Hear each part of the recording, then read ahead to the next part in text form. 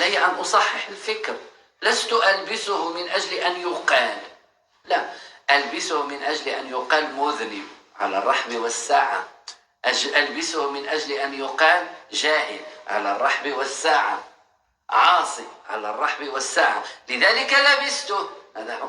ما أنا لبسته حتى أسمع يا جاهل، وأسمع يا مذنب، وأسمع يا ساحر، وأسمع يعني كل الأسماء الرديئة أكون مستعد لسماعها.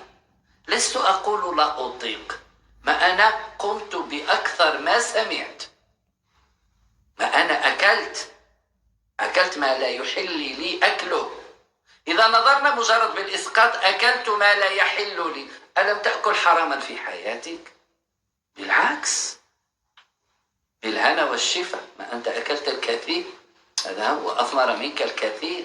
فالآن عليك أن تقوم بفعل أمر معين حتى تطهر أمرك. يعني هذه العودة إلى هذه الحقيقة، يعني ماذا ستورث لك؟ طبعا ستورث لك الانكسار، وستجعل الغير كلهم كأنهم يقتصون منك ويأخذون منك الحق الذي أكلته أنت وأصرفت به على نفسك. مفهوم؟ يعني أنت عندما تلبسها وتخرج للطريق أو للأسواق، ماذا ستسمع؟ مرحبا وسهلا؟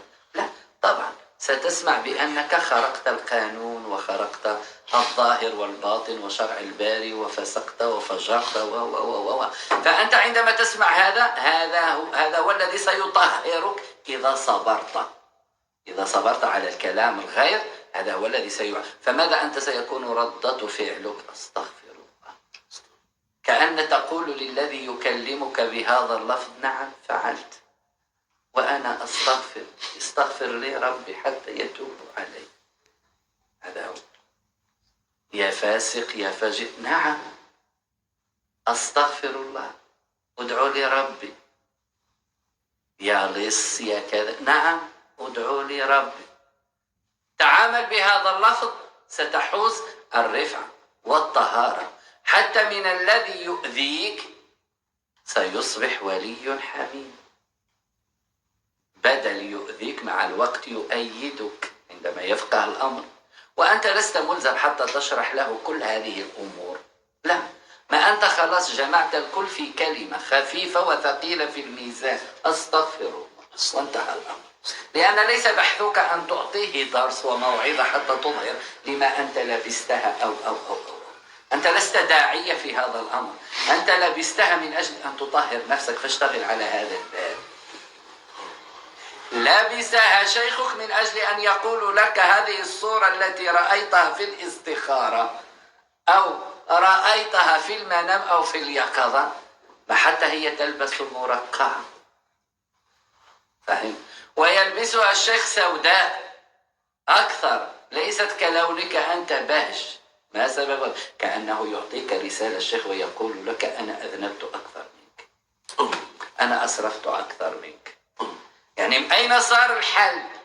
صار الحل عند من أسرف أكثر وتاب، صح؟ عند من كان ظالم وتاب. لماذا؟ لأن ربي يعوض السيئات بالحسنات، أليس هذا هو أمر الباري؟ ألا يذهب بالسيئات ويأتي بدلها الحسنات؟ إذا أنت كيف تكون مرقعتك؟ تكون مرقعتك على أمر صفة عصيانك. فمثلا عندما تكون مرقعة جد رديئة دربلة إلى أقصى حد، يعني كأنك تعطي لنا رسالة بأن أنا المذنب الأكثر ذنبا، الأكثر فسوقا، الأكثر فجورا. يعني خلاص أنت عرفت لنا من أنت، لا نبحث عن سؤال نستفسره ونسألك به، كأنك أنت حامل لتعريفك، أنا فلان، أنا المذنب، أنا العاصي. هناك بعض الأمر عندما يقدم نفسه يقول أنا المذنب إلى ربي فلان، غير كافي. هذه كلمات تشجيلية تطرح على اللسان. أريني ذنبك في لباسك وسيرك وسلوكك. فمتى يرى ذنبك؟ عندما تفقه الذنب ذنب وتحرر نفسك بتوبة في الحين.